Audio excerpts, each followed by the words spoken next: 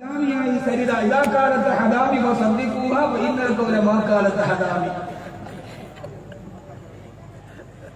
നിങ്ങൾ കേരളത്തിന്റെ അവസ്ഥയെ കുറിച്ച് ചിന്തിക്കുക.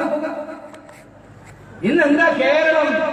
ഈ കേരളം എന്ന് പറഞ്ഞാൽ മാന്യമായി ജീവിച്ചിരുന്നൊരു ഭർത്താവിന്റെ കൂടെ ജീവിച്ചിരുന്നൊരു പെണ്ണിനെ ആ ഭർത്താവിന്റെ ശരീരം കൊതിച്ച് ആ പെണ്ണിനെ കൊല്ലാൻ കൂട്ടുനിന്ന് ആ ഭർത്താവല്ലാത്തവനെ കൂടെ താമസിപ്പിച്ച് അവന്റെ കൂടെ സാമ്പത്തിക ചൂഷണം നടത്തി തന്റെ ശരീരം ആരുടെ മുമ്പിൽ തന്നെ അരക്കെട്ടിന് താഴേക്ക് അരവസ്ത്രം അടിച്ചു കൊടുത്ത് വാട്സപ്പിലൂടെ ഒരു പെണ്ണിന്റെ നല്ല ദൃശ്യം ആ സെൽഫി ദൃശ്യം പ്രചരിക്കുമ്പോ കേരളത്തിലെ മുഴുവൻ ചെറുപ്പക്കാരും അത് കണ്ടു രസിക്കുമ്പോ അതാരുടേതെന്ന് ചോദ്യമുണ്ടാകുമ്പോ എന്റെ ശരീരമാണോ എന്ന് ആവേശത്തോടെ കേരളത്തിൽ പറഞ്ഞ അഭിസാരികയായ ഒരു പെണ്ണ് പറഞ്ഞ വാക്കിന്റെ പുറകിലൂടെ കേരളത്തിന്റെ സാക്ഷരത ജനത ഇങ്ങനെ ഓടി നടക്കുമ്പോ സാക്ഷര കേരളത്തിന്റെ ജനതയെ നിന്നെ ഓർക്കത്തിൽ ലജ്ജ തോന്നുന്നു. ആ പെണ്ണിന്റെ പുറകെ അവരുടെ കാമുകൻ പറയുന്ന സീഡിയുടെ കൂടെ രാഷ്ട്രീയ സാമൂഹിക സാംസ്കാരിക അന്തരീക്ഷത്തെ കലാപകലുഷിതമാക്കുന്ന ചാരല ക്യാമറയുടെ ദൈവങ്ങൾ മുഴുവനും ഇന്ന് രാവിലെ കണ്ടത് കേരളത്തിന്റെ പ്രധാനപ്പെട്ട ഒരു ചാനലിൽ അഭിസാരിക പെണ്ണിന് 2 മണിക്കൂർ അഭിമുഖം നടത്തുന്ന ചീഞ്ഞനാറിയ ധാർമ്മികതയുടെ വൃത്തിയുടെ നന്മയുടെ തേജസ്സിന്റെ ഒരർത്ഥം പോലും നഷ്ടപ്പെട്ടു പോകുമ്പോ നാടികൾക്ക് 40 വട്ടം ആരാന് വേണ്ടി പീഡുപണിയെടുക്കുന്ന മാറ്റി പറയുന്ന വാക്കവി പറയുന്നത് രാഷ്ട്രീയമല്ല. എനിക്ക് UDF LDF ഒരു വിഷയമല്ല.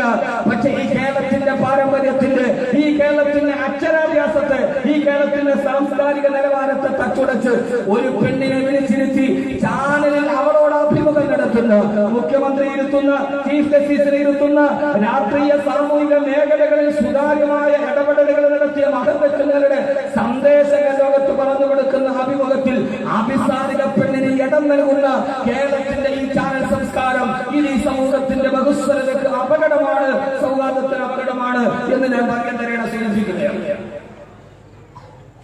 അള്ളാഹു നമുക്ക് ബോധം തരട്ടെ. എന്ത് മാറ്റമാരെ ആമീൻ പറയാത്തത്? ഇത് സ്വർഗത്തിന്റെ കാര്യമല്ലാത്തത് കൊണ്ടാണ്. പക്ഷേ ഇതിന് വലിയ അപകടമാണ്. ഇതിന് വലിയ അപകടമാണ്. ഇന്ന് ആ പെണ്ണിന് വേണ്ടി കേരളത്തിന്റെ പ്രധാനപ്പെട്ട ചാനൽ ഇന്റർവ്യൂ നടത്തി.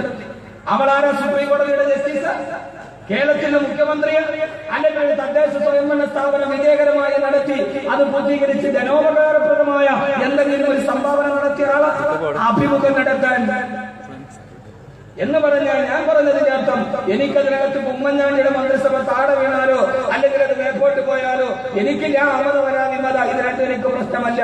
പക്ഷേ പച്ച തമ്മാടിത്തരം കാണിക്കുന്നവർ മഹത്വവൽക്കരിക്കപ്പെടുന്നത് ഈ സമൂഹത്തിലെ സ്ത്രീകൾക്ക് തെറ്റായ ചില അപായ സൂചനകൾ അത് ഉറപ്പാണ്.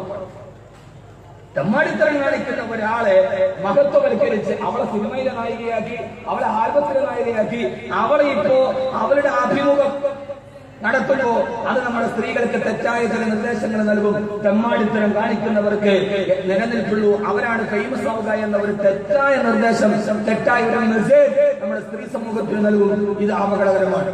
കേരളത്തിലെ അടുത്ത കാലത്ത് ഓൺലൈൻ പെൺവാണിഭം മുതൽ ചുമ്മന സമരം മുതൽ തുടങ്ങിയ അടിഞ്ഞാടുന്ന പെണ്ണിനെ ആദർശവൽക്കരിക്കപ്പെടുന്ന ഒരു അപകടകരമായ സമൂഹ മ്ലേച്ഛത നമ്മുടെ സമൂഹത്തിൽ നടമാടുന്നുണ്ട്. ഇത് അപകടമാണ്. അള്ളാഹു നമ്മളെ കാത്തിരക്ഷിക്കട്ടെ. അള്ളാഹു നമ്മളെ കാത്തിരക്ഷിക്കട്ടെ. അത് നിങ്ങൾ എന്നെ സംബന്ധിച്ചോളം ഞാനൊരു കാര്യം എന്ത് നടന്നാലും അതിനെക്കുറിച്ച് പ്രത്യേകം ഞാൻ എന്റെ നിലപാട് പറഞ്ഞിരിക്കും.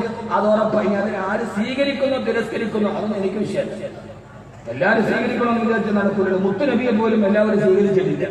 പക്ഷെ ഒരു സമകാലിക സംഭവത്തിൽ ഞാൻ എവിടെ പ്രസംഗിക്കുന്നു എന്റെ നിലപാട് ഞാൻ പറഞ്ഞിരിക്കും. അതല്ല 14 നൂറ്റാണ്ട് മുമ്പ് അത് നടന്നു എന്ന് മാത്രം പറയാനല്ലോ ഒരു പ്രബോധകൻ. ആ പ്രബോധകൻ കേരളത്തിന്റെ നമ്മുടെ നാടിന്റെ നവ്യമായ കാലാതിശായിയായ നവങ്ങളായ പ്രശ്നങ്ങളെ കാലികമായി പരാമർശിക്കാൻ ഒരു പ്രബോധകനെ കഴിയണമെന്നോർത്ത് വിശ്വസിക്കുന്ന ആളാണ് ഞാൻ. അതുകൊണ്ട് ഞാൻ എന്റെ നിലപാടുകൾ പറഞ്ഞിരിക്കും. അള്ളാഹു നമുക്ക് ബോധം തരട്ടെ. അള്ളാഹു നമുക്ക് ബോധം തരട്ടെ.